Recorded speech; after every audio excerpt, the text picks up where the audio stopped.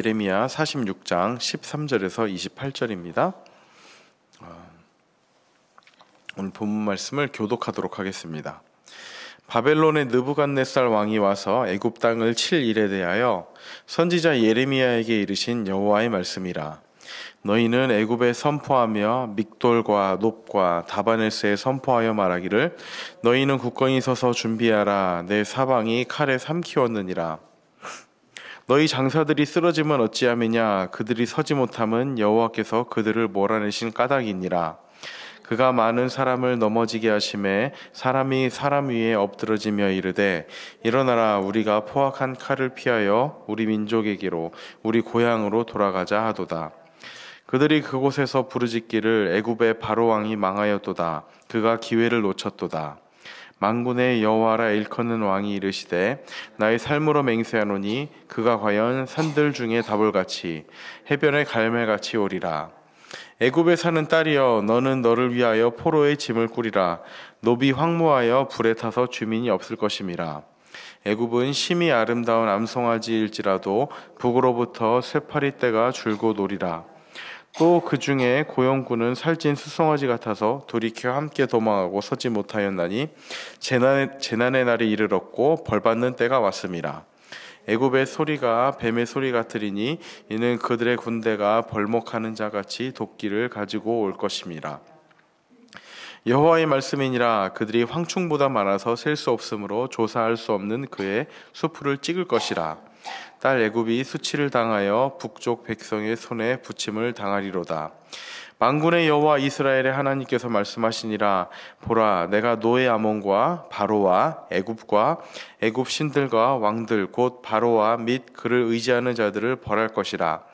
내가 그들의 생명을 노리는 자의 손 곧 바벨론의 느부갓네살 왕의 손과 그 종들의 손에 넘기리라. 그럴지라도 그 후에는 그 땅이 이전같이 사람 살 곳이 되리라.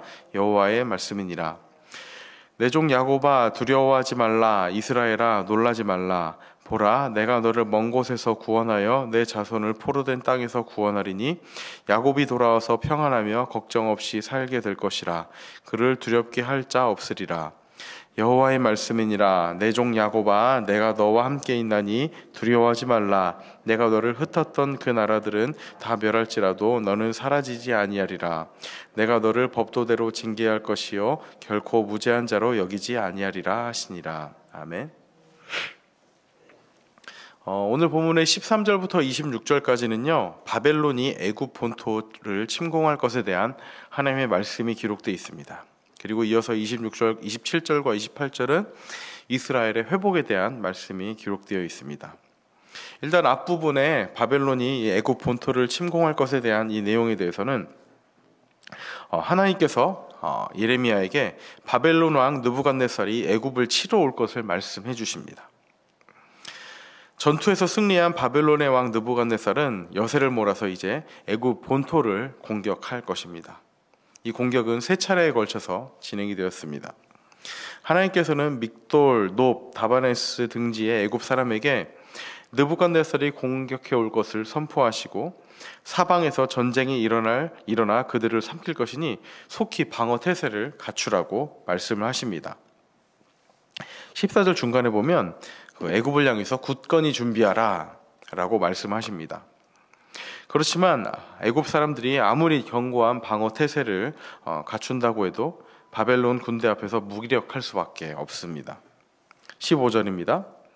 너희 장사들이 쓰러지면 어찌함이냐. 그들이 서지 못함은 여호와께서 그들을 몰아내실 까닭이라. 그들이 의지하는 장사들도 그들을 지켜주지 못한다는 말씀하고 있습니다. 하나님께서 그들을 몰아내시기 때문에 그들은 결코 굳건히 설 수 없다라고 말씀합니다. 참 의아한 부분이 있습니다. 하나님께서는 예레미야를 통해서 애굽에 굳건히 서서 준비하라라고 하십니다. 그 애굽이 잘 준비하라고 그렇게 말씀을 하는 거죠. 동시에 너의 사방이 칼에 삼키었다. 그리고 방금 15절 말씀 읽은 것처럼 장사들이 쓰러지고 서지 못한다라고 말씀을 하십니다. 사실 이 두 말씀은 서로 모순처럼 보입니다. 사방이 이미 칼에 삼켜졌는데 굳건히 서서 준비하는 것이 무슨 소용이 있겠습니까? 이 모순처럼 보이는 이 말씀은 애굽이 스스로를 구원할 수 없음을 분명하게 보여주는 그런 말씀입니다. 오늘 본문의 앞부분에 기록된 내용입니다. 8절에 보면은 애굽은 나일강이 불어난 같고 강물이 출렁인 같도다 라고 기록이 되어 있습니다.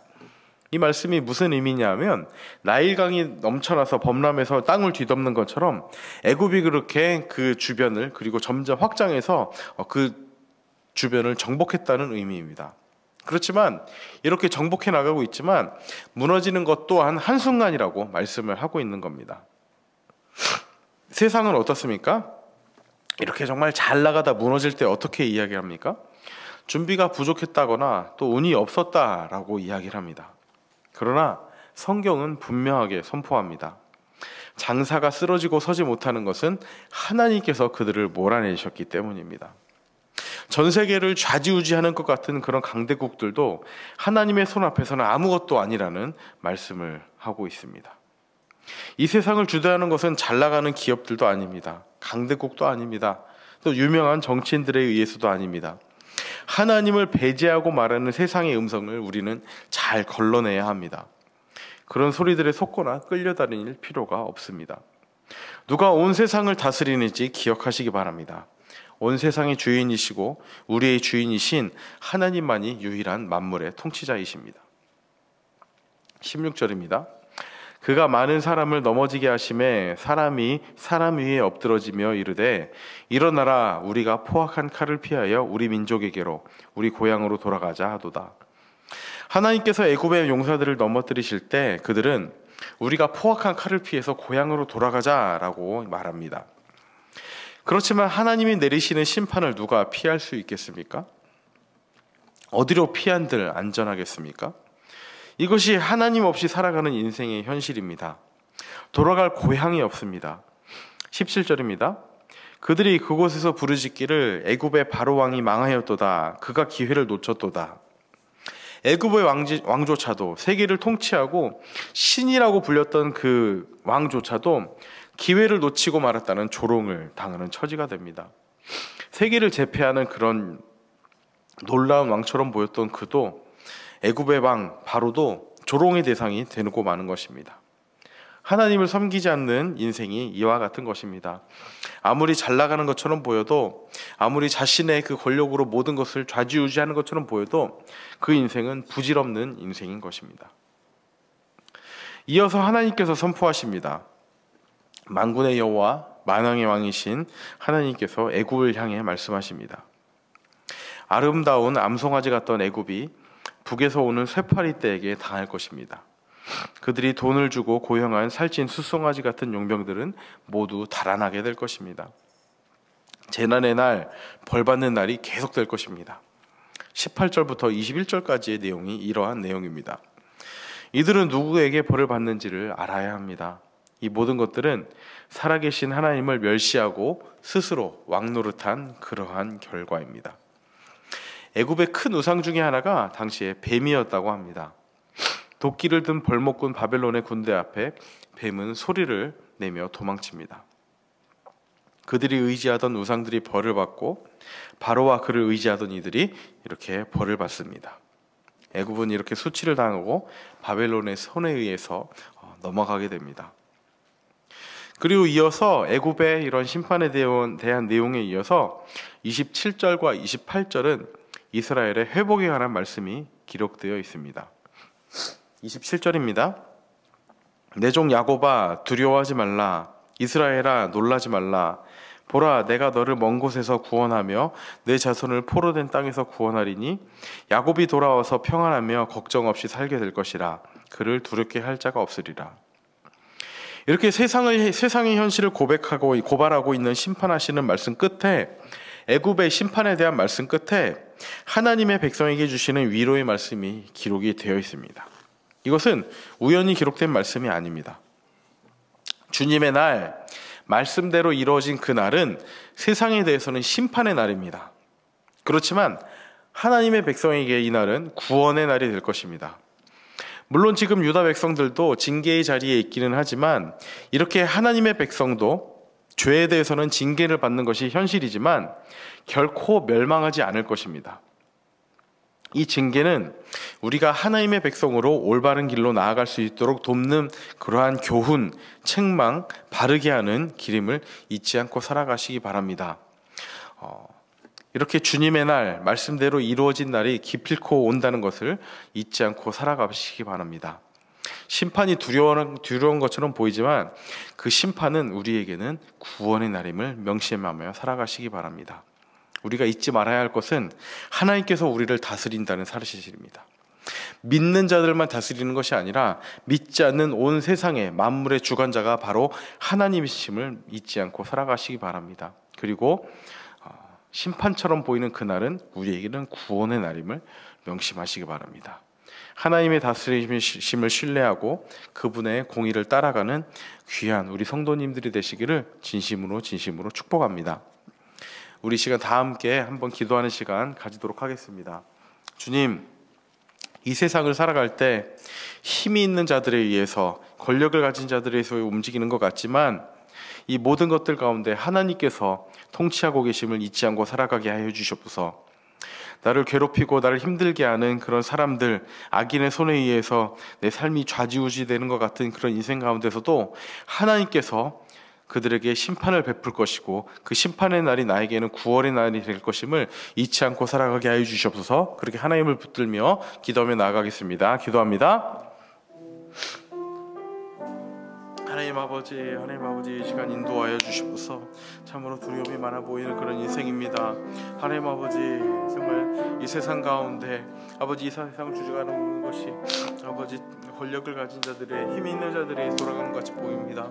하나님 아버지, 그러나 그들도 아버지 정말 한순간에 사라질 수 있게 하시는 분이 하나님이심을 아버지 잊지 않고 살아갈 수 있도록 인도하여 주시옵소서. 주님, 비록 연약해 보이고 부족해 보이는 우리 인생이지만 아버지, 만물의 통치자 되신 하나님께서 우리를 돌보시고 계심을 잊지 않고 살아갈 수 있도록 인도하여 주시옵소서. 그 하나님을 신뢰하게 하여 주시옵시고 정말 주님 붙들고 나아가는 귀한 우리의 인생이 될 수 있도록 이끄시고 인도하여 주시옵소서. 주님 바라보며 나아갑니다. 아버지 하나님 함께하여 주시옵시고 주님 역사하여 주시옵소서. 하나님 아버지 함께하여 주시기 원합니다. 아버지 역사해 주시옵시고 아버지 들어주시옵소서.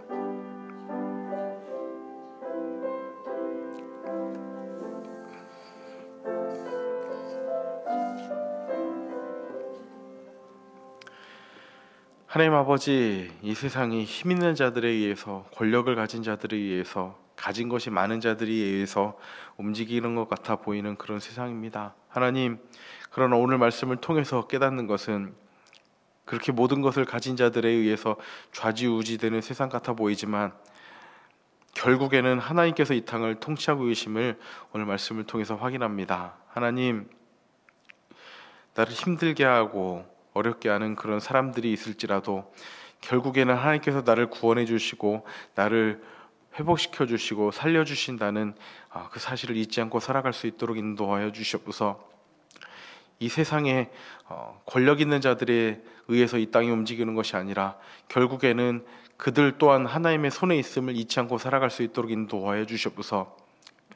정말 힘든 현실을 살아가는 가운데서도 나를 괴롭게 하고 두렵게 하는 그런 존재들에게 결국에는 심판이 임하고 또 그 심판은 나에게는 구원의 날, 회복의 날로 임할 것임을 잊지 않고 살아갈 수 있도록 인도하여 주시옵소서. 그렇게 공의의 하나님, 사랑의 하나님, 이 땅을 통치하시고 우리 믿는 자들뿐만 아니라 온 세상의 주관자 되신 하나님을 믿고 신뢰하며 따라가는 우리 모두가 될 수 있도록 인도하여 주시옵소서. 감사드리며 예수님의 이름으로 기도합니다. 아멘.